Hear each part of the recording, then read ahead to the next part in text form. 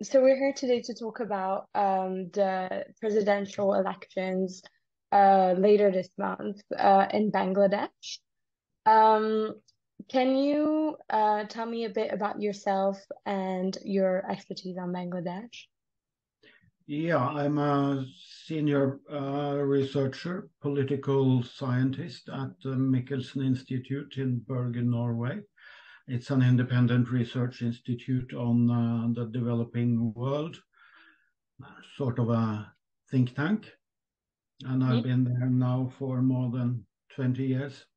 And I've been in and out of Bangladesh doing various research projects, mostly together with a Bangladeshi Institute Center for Policy Dialogue based in Dhaka. So I have some Okay, good that's colleagues. Mm. thank you for this introduction. Let's dive in. My first question for you was if you could briefly describe the current political situation in Bangladesh. Yeah, Bangladesh has been moving towards authoritarianism for the last 15 years or so, maybe even more. So it's not considered a democracy any longer by these international statistics on democracy. Hmm. For instance, the VDEM Institute in Sweden, they have a very good overview of various elements of democracy, and Bangladesh is scoring less and less. So it's now considered to be an autocratizing country. Hmm. I see. What are the causes of that? What would you say Bangladesh has veered towards authoritarianism? It is a ruling party, the Awami League, Hmm. that is also ruled by a political dynasty, a family that runs the party. And they also have huge economic interests in the country. So this is a collusion of economic and political interests, and they are safeguarding the family and the party by keeping the opposition out.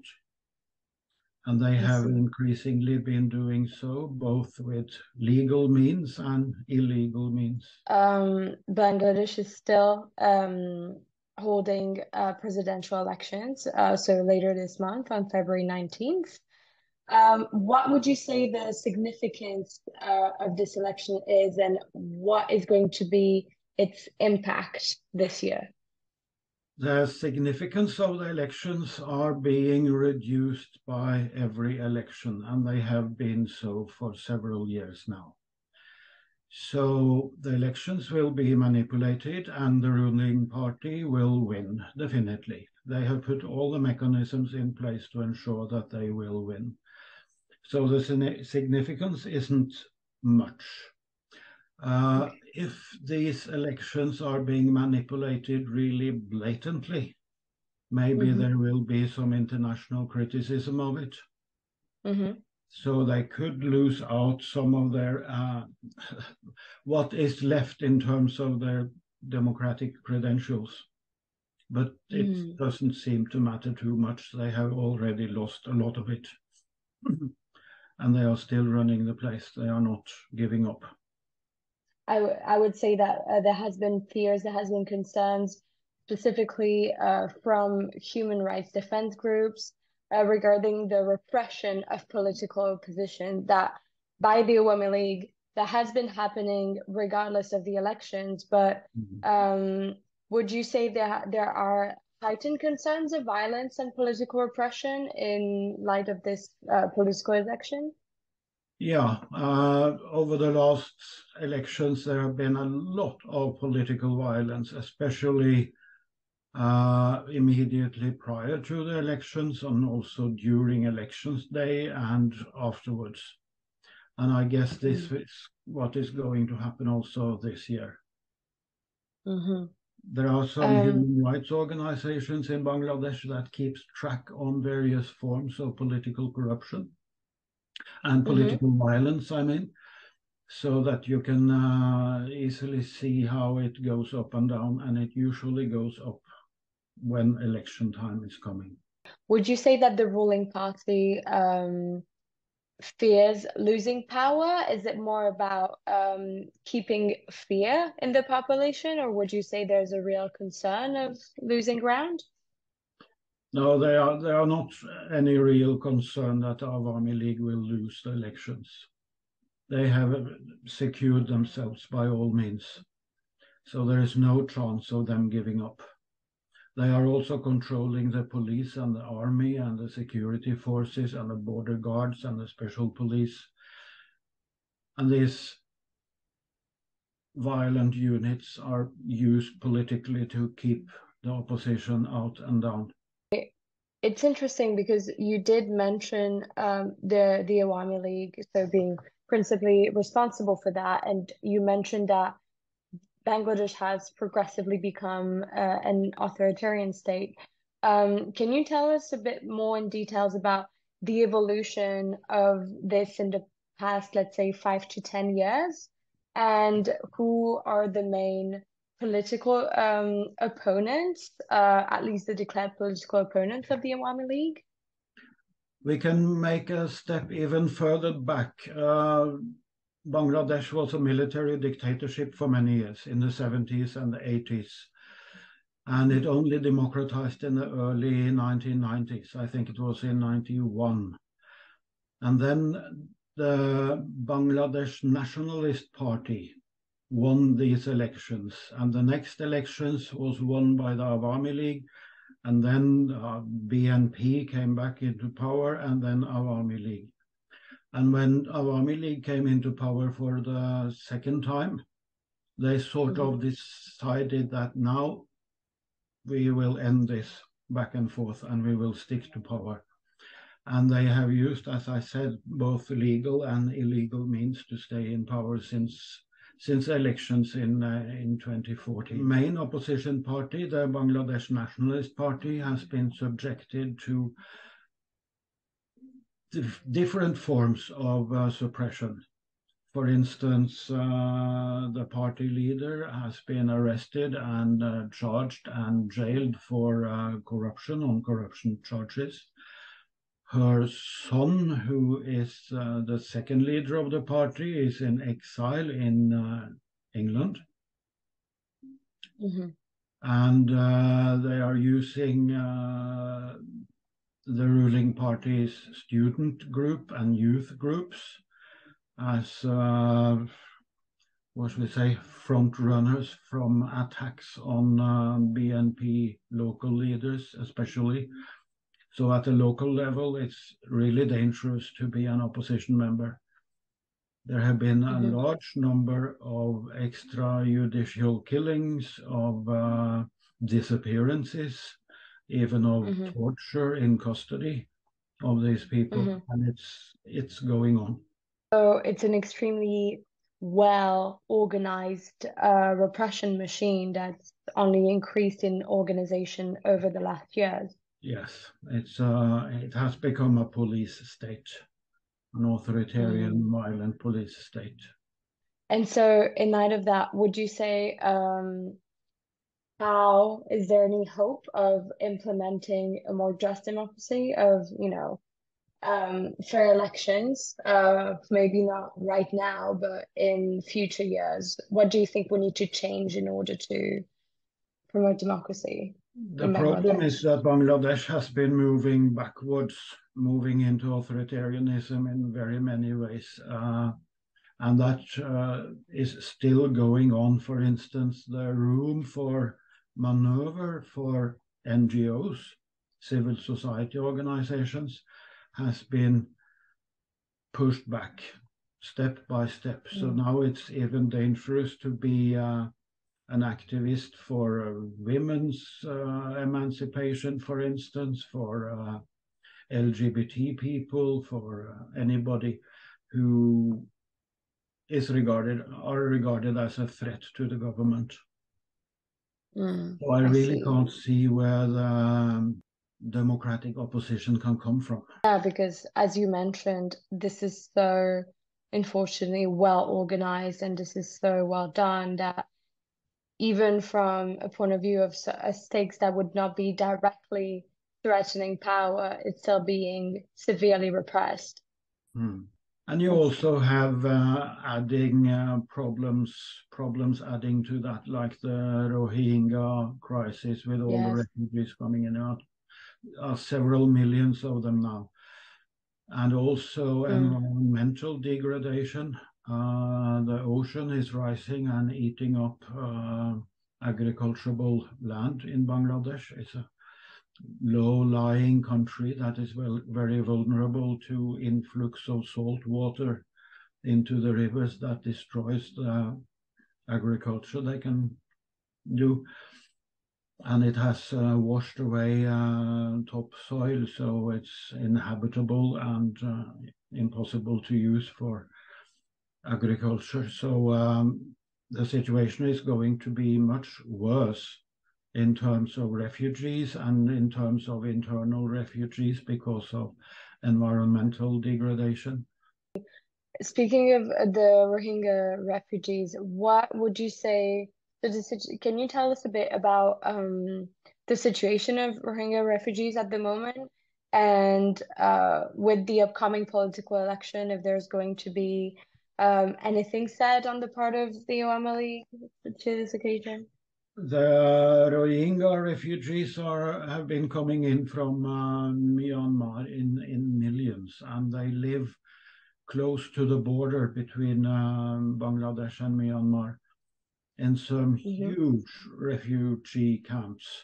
And they have been moved onto some islands off the coast. It has triggered more human rights abuses. They are struggling to keep them in place and keep them calm and to even to feed them. So this increases the power of the army and the police because they have been set in to control the situation, but it's spinning out of control because there are so many refugees coming in. What numbers are we talking about here? I don't have the figures here, but Hmm. 2 million, 3 million, maybe. I see. And in light of this election, do you think the power is gearing up to take any measures, or is it more of a stalemate situation where nothing is really progressing? It's rather a stalemate situation. Yeah, there are not many Mm. positive news coming from Bangladesh. You did mention the impact of climate change on Mm, Bangladesh. We saw this summer in Pakistan, where they have rather unique situation with their glaciers melting and this causing massive floodings. mm. Um, can you tell us a bit more about the specific climate crisis that Bangladesh is facing in that regard? Yeah, there is at the same time as it is an ongoing slow process by which the oceans are rising and destroying people's livelihoods. You also Hmm. have some recurrent crisis with flooding that adds to the Hmm. problem, that adds to the underlying problem. Mm. Bangladesh used to be a country where they could grow crops 3 times a year on very fertile Hmm. soils. And that's why there are so many Bangladeshis living on this relatively small country. But now, when the agriculture is going down, they will have a huge problem also to feed the people. So I'm afraid we will see an exodus of Bangladeshi boat refugees leaving the country in the near Mm. future. I'm guessing with the government that's in place, that wouldn't there's it wouldn't be really possible to mitigate these risks actually. No, they are calling upon the UN and international agencies to help, and they do assist. Hmm. But the long-term policies to mitigate the situation is not in place. Speaking of the government, actually, you did mention issues of corruption. when it comes to the government, something that's could be referred to actually very organized, very structured levels of corruption.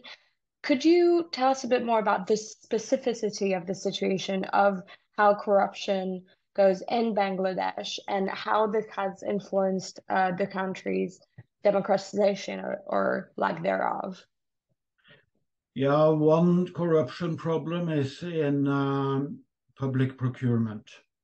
When the Mm-hmm, government is buying goods and services and building bridges and roads and all that, the contracts are dashed out to supporters of the ruling party, sometimes to high-level dignitaries of the ruling party who own their businesses, and sometimes to family members of the prime minister.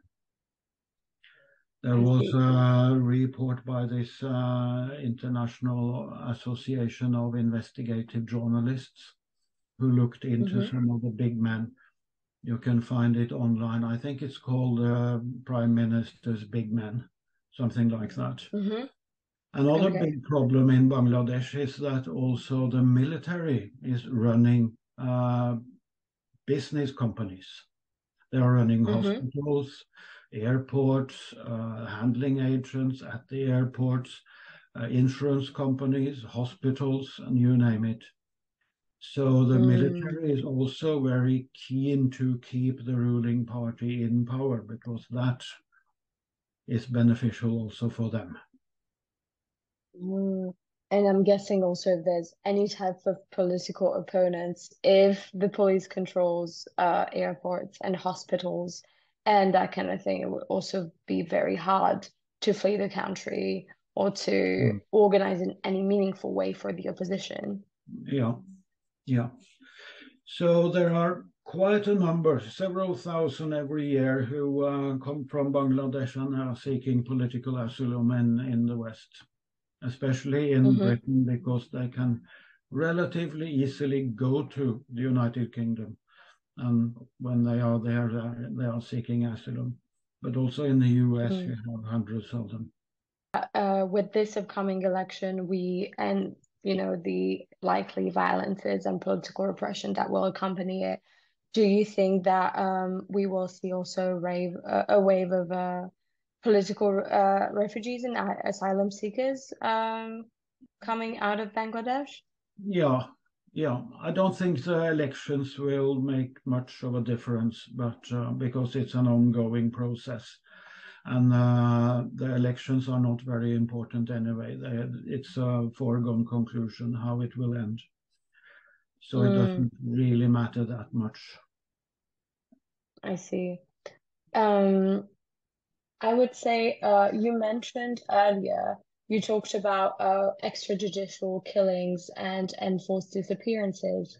Um, it's been a specific issue. I'm not saying it's specific to Bangladesh, but it's been when we talk about that country and the violence and political repression, it is something that comes back again and again in UN reports and human rights defense organization reports.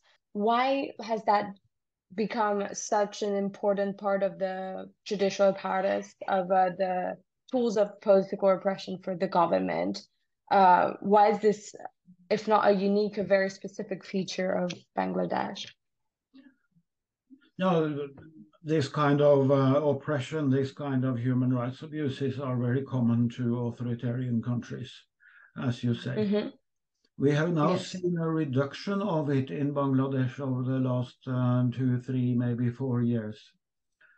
But that Okay. is because the Bangladesh Nationalist Party, the main opposition, has been crushed, more or less. They have been silenced, Yeah. and they do not Mm. dare to raise their voices any longer. That is too dangerous. Hmm. So the opposition has been suppressed to such an extent Mm. that you don't need to take these extreme measures of enforcing disappearances and killing people in custody any longer. That happens Mm. still, but it's not at the same scale because it's not needed. The job has been done. Do you think that human rights defense organizations in and outside of Bangladesh and the UN and other international organizations can do something more than they are currently doing about this situation? This is also a political question.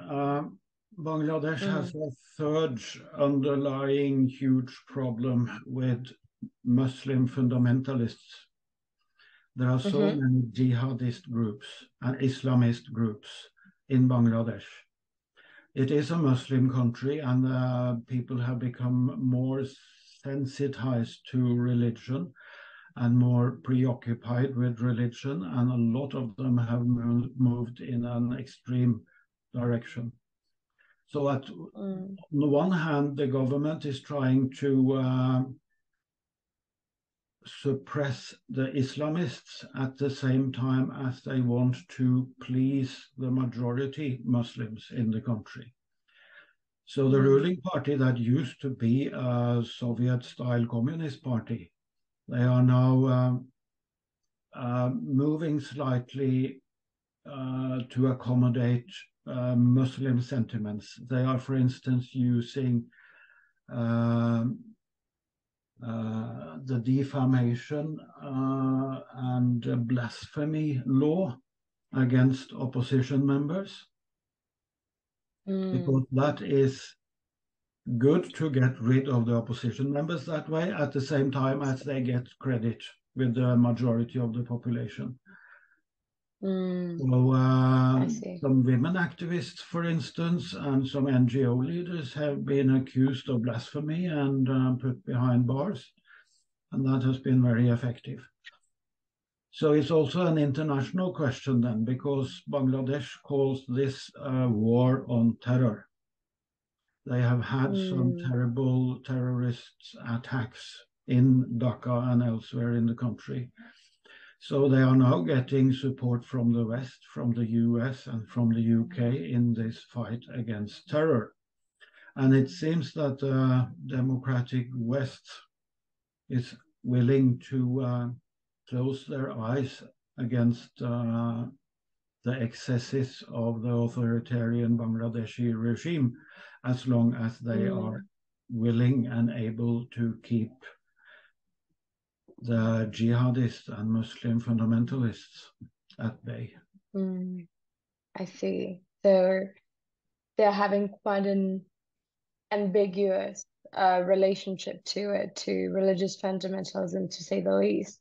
But Mm. Western countries also have a big part to play in that because they're willing to close their eyes in front of blatant human rights abuses. So you did say this is the one of the biggest problem of Bangladesh. So according to you, what, in terms of this upcoming election, what in light of this is highlighted as what would you say are the biggest problems with Bangladesh and with its, so you mentioned authoritarianism is Mm. one.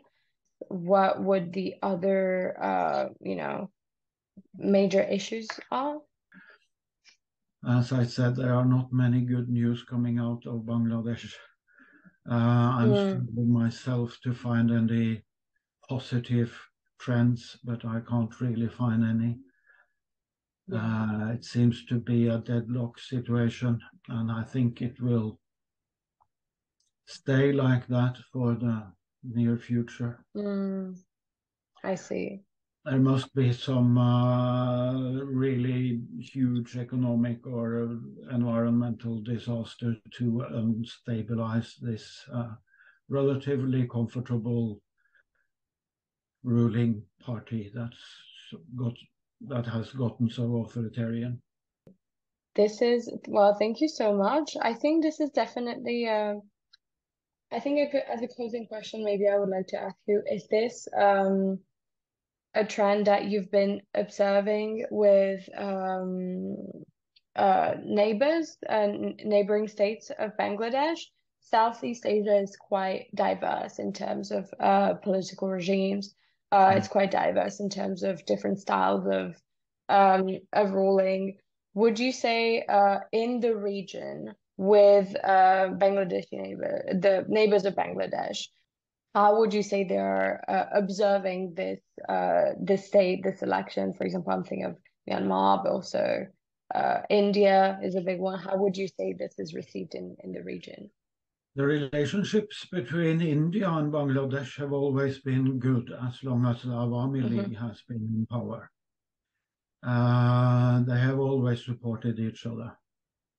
And to Hmm. some extent, Bangladesh is dependent on the goodwill of the big brother India next door. Hmm. But India is also sort of accepting human rights abuses in Bangladesh as long as it's a friendly government that is in place.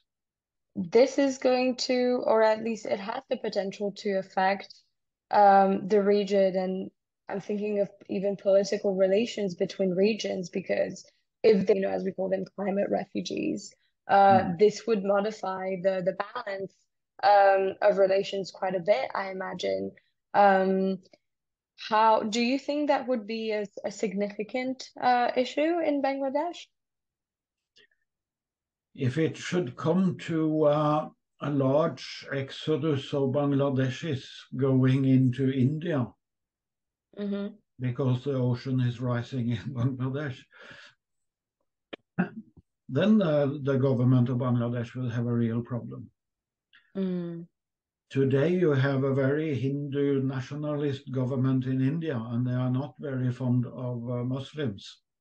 mm, They have their own human rights issues in dealing with the Muslim minority in India. So, a huge influx of more Muslims from Bangladesh would be a strain on the relationship between India and Bangladesh.